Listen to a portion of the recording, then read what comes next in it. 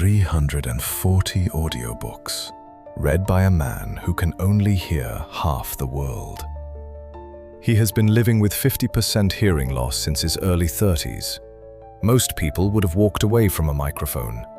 He walked toward it, again and again and again. And right now, at 75 years old, he is performing on a Broadway stage with a brand new Tony nomination in 2026. His name is waiting for you at number 1. And trust me, his story is not what you think it is. But before we count down, I need to ask you something. Who was sitting next to you on that living room floor when you first heard someone whisper, "Good night, John boy"? Drop a quick comment below. I absolutely love reading your memories. Now, let's head back to Walton's Mountain. We are starting with a woman who won 4 Emmys playing one mother, and decades later showed up in a Jeffrey Dahmer series like it was nothing. Number 12. Her name confused an entire country. Her talent shut down every question. Michael Learned played Olivia Walton, CBS, 1972 to 1981. The warm, unwavering heart of the Walton family. And she did not just play that role, she made it untouchable. 3 Emmy Awards for Outstanding Lead Actress for the Waltons, 73, 74, 76. Then a 4th for the medical drama Nurse in 82. That ties her with Tyne Daly for the all-time record in that category. 4 Emmys. And we have not even gotten to the best part yet. When the Waltons first premiered, nobody knew who Michael Learned was. Her first name is Michael. The producers panicked. They were convinced audiences would think she was a man.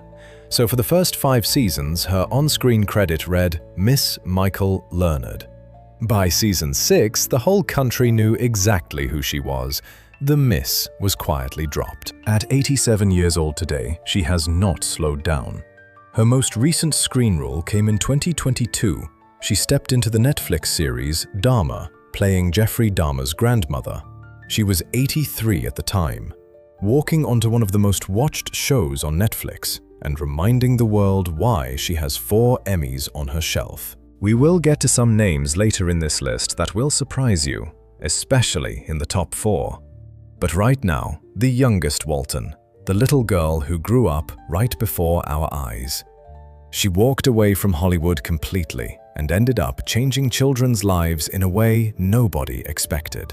Number 11. Cami Cotler. She was 6 years old when she auditioned for The Homecoming in 1971.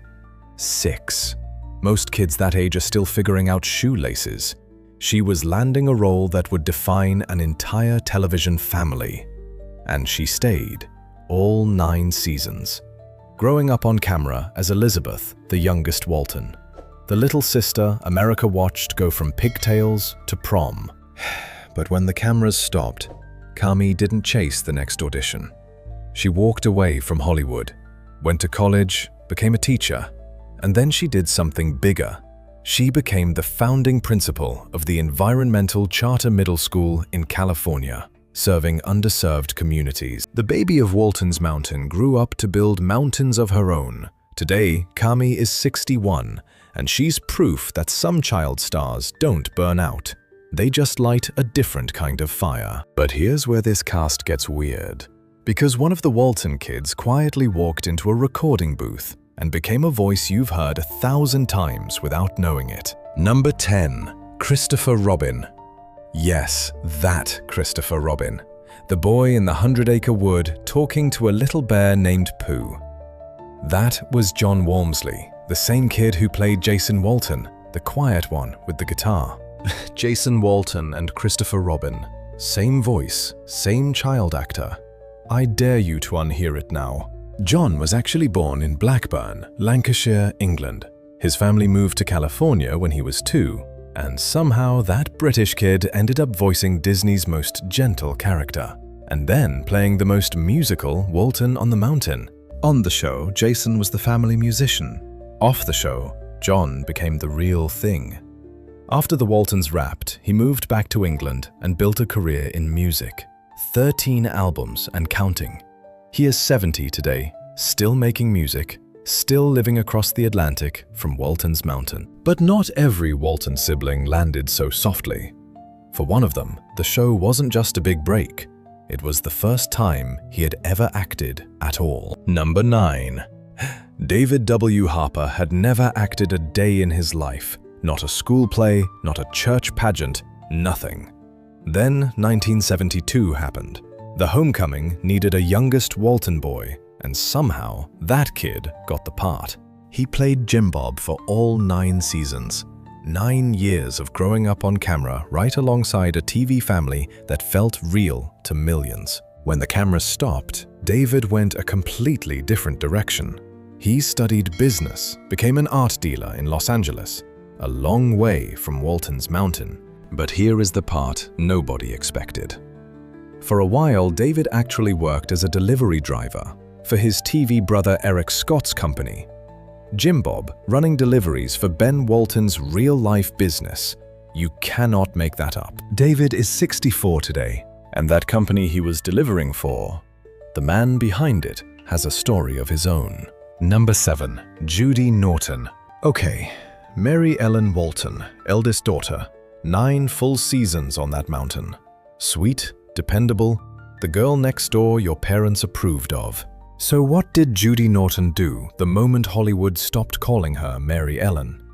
She posed for Playboy, August 1985. And this wasn't some reluctant career move. She wanted that wholesome Walton's image gone, once and for all.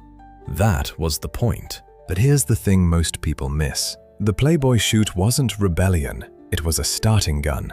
She became a competitive skydiver, a horse jumper, a theater director, a writer. Not one reinvention, 4, back to back. And at 68, she runs her own YouTube channel, sharing behind-the-scenes Walton's memories, on her own terms, in her own voice. Now I know a few of you had that poster on your wall. You know the one. Go ahead, confess in the comments. You know what gets me about this cast?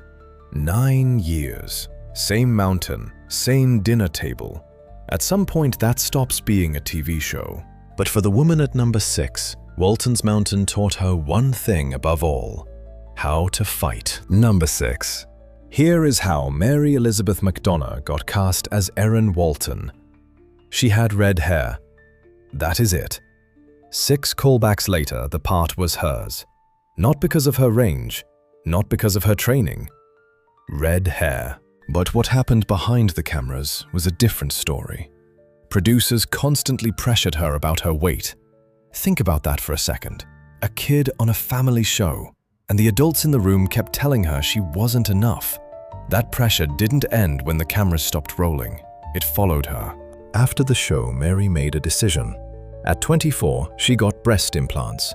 She hoped it would help her career. She hoped it would silence those voices. Over the next 10 years, her health fell apart. She was diagnosed with lupus. And here is where the story changes. Mary had the implants removed. She rebuilt her life. And then she did something almost nobody in Hollywood was doing. She talked about it, publicly. She became the founding president of Lupus LI, one of the first actresses to speak openly about implant risks. Not on a talk show for sympathy, on Capitol Hill, for legislation. 15 years she has spent fighting for women's health in Washington. 15 years. The girl they cast for her hair color grew into a woman who stood in front of Congress. Mary is 65 today, and she is still fighting. But at number 5, there is a story most people have never heard. A Korean War veteran who almost quit acting forever, and the woman who stood beside him through all of it. Number 5. A knife thrower's assistant and a man who almost walked away from acting forever. That's who gave us Ike and Beth Godsey. Joe Conley was a Korean War veteran running 3 real estate companies. Acting was barely on his radar anymore. He was ready to quit, done with the whole thing. Then the Waltons called, and he stayed for 172 episodes, more than most of the main cast. And here's the kicker. He filmed just 2 days a week. The rest of the time, he was closing deals. Ronnie Claire Edwards played Beth, Ike's sharp-tongued wife. But long before Hollywood, she was standing on a stage in an Oklahoma carnival while someone hurled knives at her. You cannot make that up. Joe left us in 2013 at 85. Ronnie Claire left us in 2016 at 83. 9 seasons behind that general store counter. 2 people who were never supposed to end up there and couldn't imagine being anywhere else. But number 4. He played the grandfather everyone wished they had. What most people don't know is that Hollywood once tried to erase him completely. Number 4. Hollywood blacklisted this man, shut every door, took his career and threw it in the dirt. And what did he do? He went into the woods and built something Hollywood could never touch. Will Geer refused to name names before the House Un-American Activities Committee. That was it. Done. The industry wanted nothing to do with him. Most people would have folded. He didn't fold. He built a theater. Not on a studio lot, not on some back lot in Burbank. In the trees. The Theatricum Botanicum tucked into Topanga Canyon. And here's the part that gets me. He grew every single plant mentioned in the works of Shakespeare. Every one. A garden of plays alive in the California hills. Then, decades later, the same industry that kicked him out handed him an Emmy. Outstanding Supporting Actor, 1975, for playing Grandpa Walton. The man they blacklisted became the grandfather America trusted most. Will Geer left us in 1978 at 76. The show was still on the air. They never replaced him. They never could. And that theater in the canyon, it still stands today, run by his daughter. Ellen Corby gave the family its fire. Ralph Waite gave it its backbone. Their stories are next, and they build to the one name this entire show was built around. Number 3. 3 Emmy Awards, 1 massive stroke, and a comeback that still gives people chills. Ellen Corby played Grandma Esther Walton, and she played her with fire. Not sweetness, not warmth. Fire. Creator Earl Hamner once asked her to soften the character, make Grandma a little sweeter. Corby shot back, "Young man, there are so many sweet characters in your story, the audience will get sugar diabetes." That was Ellen Corby in 1 sentence. And audiences couldn't get enough. She won 3 Emmys for Outstanding Supporting Actress. 3. Because that stubbornness, that edge, that is exactly why we loved her. Then in 1976, real life interrupted. Ellen suffered a massive stroke, and here is what the show did. They did not recast her. They did not write Grandma off. They wrote the stroke right into the storyline. Grandma Esther had a stroke because Ellen Corby had a stroke. And when she was strong enough, Ellen came back. She played her own recovery, on screen, in front of millions. Think about that for a second. The woman who told Earl Hamner his show would give people sugar diabetes came back from a real stroke to finish what she started. Ellen Corby left us in 1999 at the age of 87. Her career stretched from the golden age of Hollywood to Walton's Mountain. Nearly 60 years of making people feel something real. She gave that family its fire. And the man at number 2, he gave it its backbone. Number 2, a Marine, a minister, a social worker, a publisher, and then at 30 years old, an actor. Ralph Waite did not take the usual road to Hollywood. He took every other road first. He served in the United States Marines, earned a degree from Bucknell University, then a master's from Yale Divinity School. He was ordained as a Presbyterian minister. He counseled families as a social worker, ran a publishing house. Most people would call that a full life. Ralph Waite called it the opening act, because once acting found him, he showed up ready.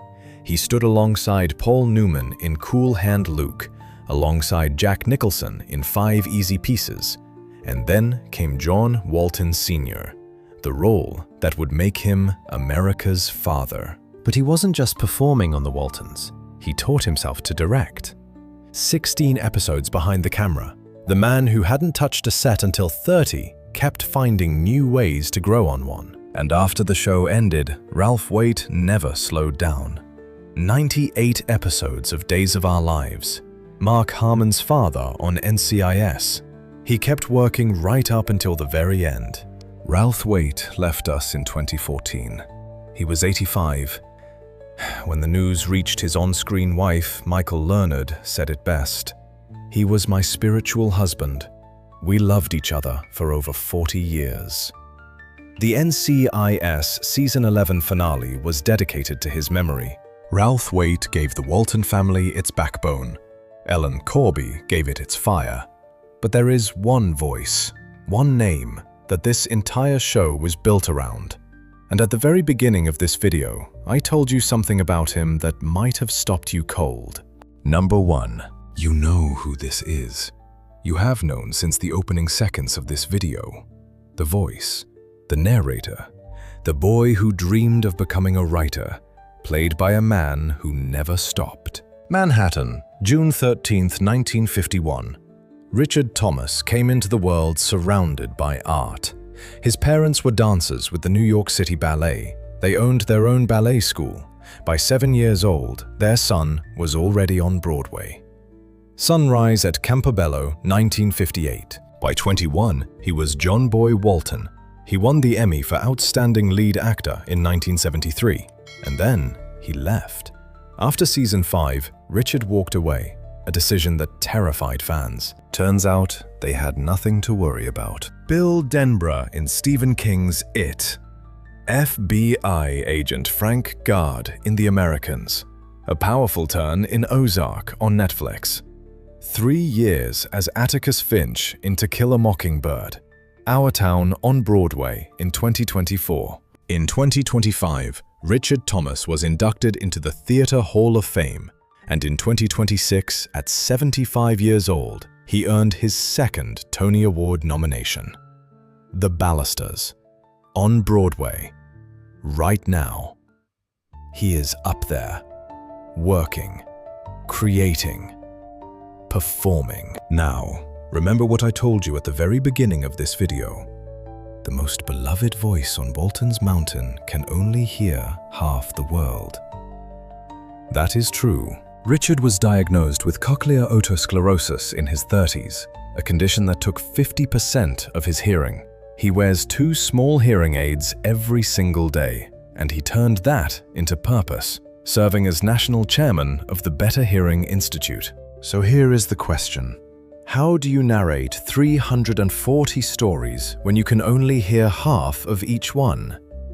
You do it the way Richard Thomas does everything. You show up, you sit behind the microphone, and you keep going. 340 audiobooks. Let that number sit with you. The voice of John Boy Walton is still telling us stories, still whispering to us. After all these years. And people call out, "Good night, John Boy," to him every single day. He has never once called it a burden. He calls it a blessing. A blessing. That is the word he chose. And maybe that is the only word that fits this entire story. Because before we go, we need to stop. Just for a moment. We need to remember the ones who are no longer here. Will Geer, our grandpa Zeb, a Shakespeare gardener, a friend of Woody Guthrie, a man who built a theater in the trees. It still stands today. He left us in 1978 at 76. Joe Conley, our Ike Godsey, 172 episodes behind that store counter.